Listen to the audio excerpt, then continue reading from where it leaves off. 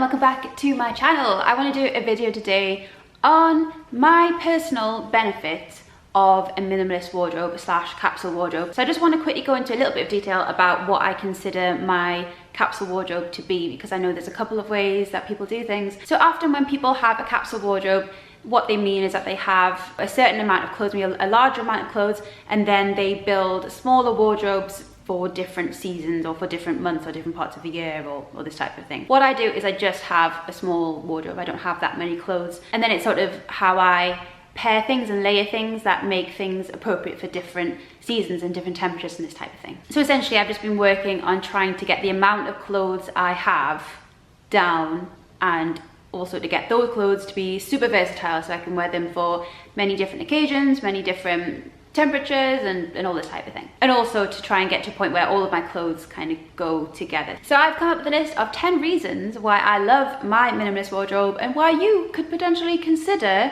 a minimalist wardrobe if you haven't already done so. So first of all is my wardrobe is a lot more quality over quantity. So when I was younger, like a teenager, I would go to a shop called Primark quite a lot, and I would buy loads and loads of tops that were £3 each. And these tops, as well as them being terrible quality, were obviously supporting fast fashion. They weren't even particularly nice. It was almost like a hunting instinct. It was like tracking down these cheap shirts and buying them and taking them home, and then they were mine, and I had won the game of buying the cheapest shirt. That was kind of the mentality behind it. Whereas now I kind of have the mentality that instead of buying, you know, 15 really cheap, horrendous quality shirts, I could get myself one shirt that is very good quality, that's going to last, and that I can be proud to wear because it's maybe supporting a good company. So the fewer things you buy, the more opportunity you have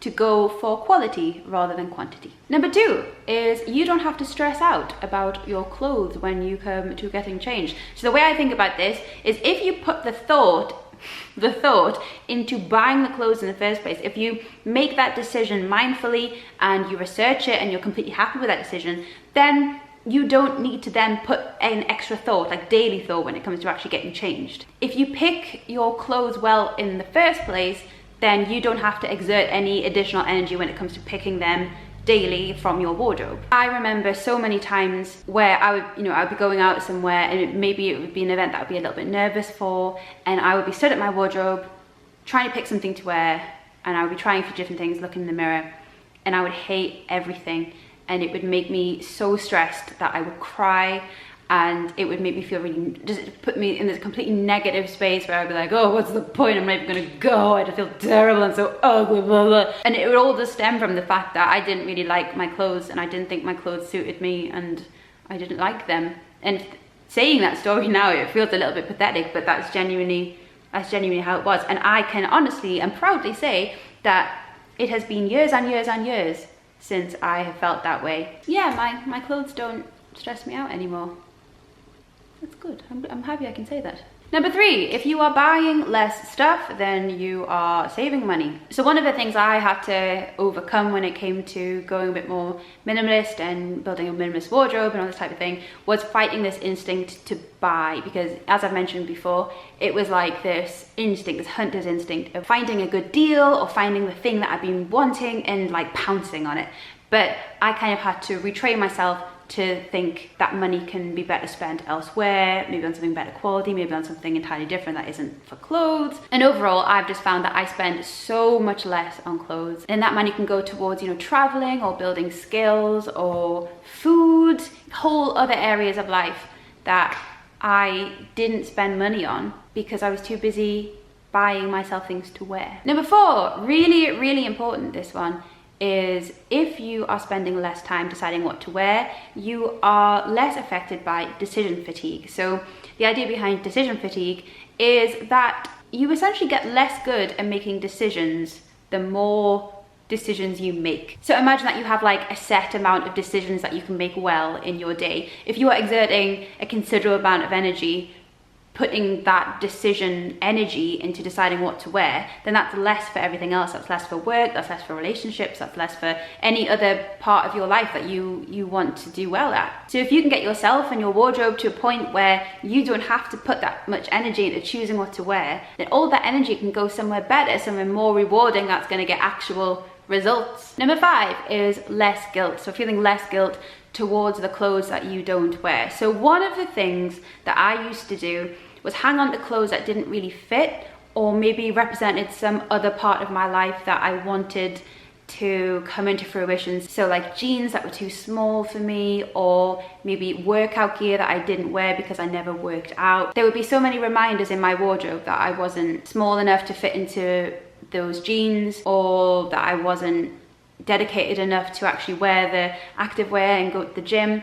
There would be so many sources of guilt in my wardrobe because I had the mindset that if I owned that item, then that would bring along with it that lifestyle. So if I owned the workout gear, then I would naturally end up going to the gym. That's not how it works. You need to go to the gym, and then you can get yourself to a point where you think, you know what, I need some more active wear, and then you can buy it. It's really important to understand that order. You know, there needs to be a space for the item that you fill with the item. You don't expect the item to bring with it stuff that you want to happen. You can't purchase a lifestyle or a habit or anything like that, anything that you need to do, anything that involves action. Action is the only way of doing it. You can't buy it.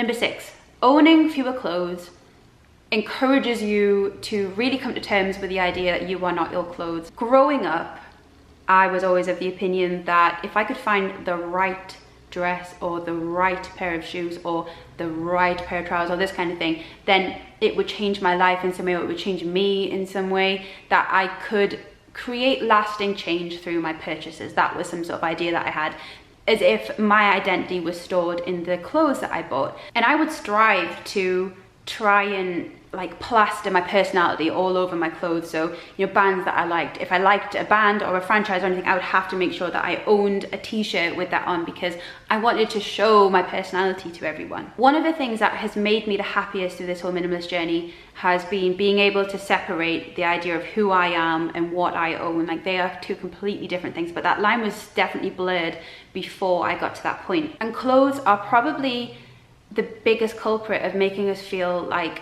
our personality is stored in objects, because we have learned to identify people through what they wear. So, you know, whether it's cliques or, I don't know, like cultural groups, religions, there's often some correlation between what they wear and what they identify with. I found that breaking free of those associations, so, you know, if I wear this, then it means that, and just seeing things as clothes, I found that one of the biggest and most freeing things about ending up with a minimalist wardrobe. Number 7 is that I save a lot of time when it comes to shopping. I used to spend so much time on online shopping sites, ridiculous amounts of time. So I would come home from work, I would get ASOS on the computer, I'd have a glass of wine, I would have half of my screen ASOS, the other half some sort of box set thing, and I would just sit there the entire evening just looking for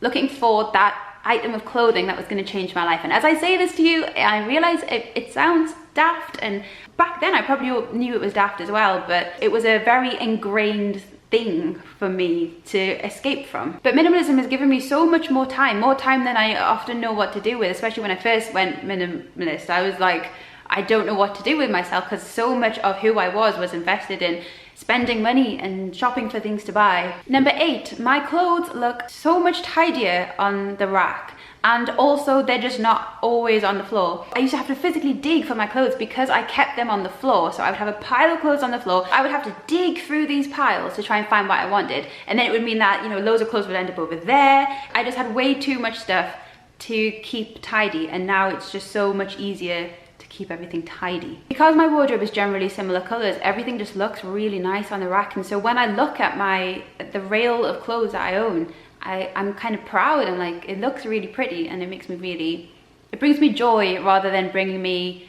you know, guilt or stress and anxiety. It's just like, ah, there's my clothes. Number 9 is that in order to turn your full wardrobe into a minimalist wardrobe / capsule wardrobe, you have to learn about what suits you. And this will mean you'll make the odd purchase that you think is going to be like the skirt or the dress or all this kind of thing. You'd be like, this is the thing that's going to make my capsule wardrobe. Like, I'm going to wear this all the time. It's going to be great. I'm going to have such a good life in this dress or whatever.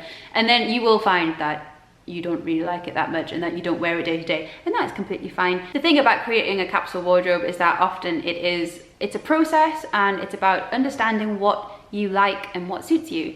And I don't think I would have ever really understood what I liked and what suited me if it wasn't for going for a minimalist wardrobe. So before minimalism, I would just cast a very wide net and, you know, just get all of the clothes and then just see what I happen to wear day to day. Whereas now I actually spend a bit of time on Pinterest looking at what things I like, seeing on Instagram what people are wearing that I might also like. And I genuinely don't think I would have done that if I was just shopping the old way. But I know what suits me, I know what I like wearing, I know what I feel good in, and that kind of helped me know myself a little bit more, I guess.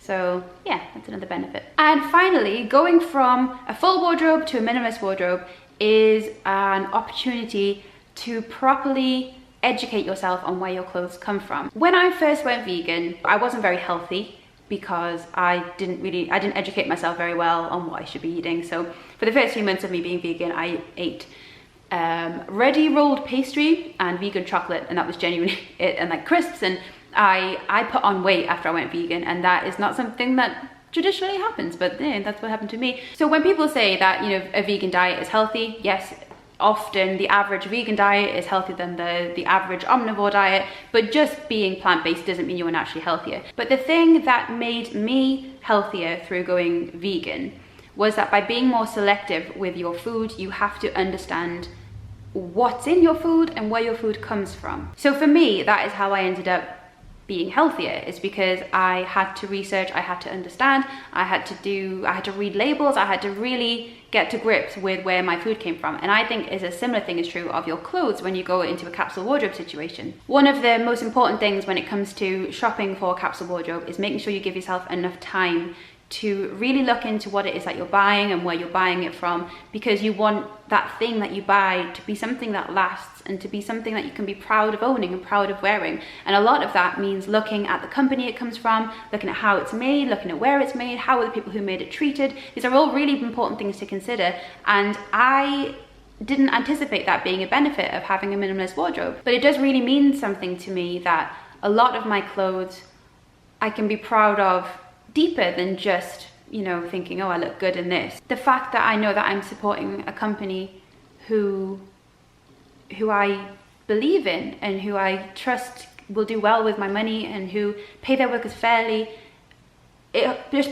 provides a whole extra level of me being able to look at my clothes and be happy and be really, really grateful and proud to own the things that I own. Thank you so much for watching, and do you have a minimalist wardrobe, and are there any benefits that you found that I've missed out? Please leave them in the comments because I would love to read them. And I hope you are doing very well this day. Please don't forget to like and subscribe, and also feel free to follow me on Instagram if you so wish, and also check out my blog, and I will see you in my next video. I hope you're doing well. I'll see you later. Branded, your position, heartfelt, social condition, not bad, but I have it any other way. Day and night, it's not the same as being wrong, right? There is surely grace, but some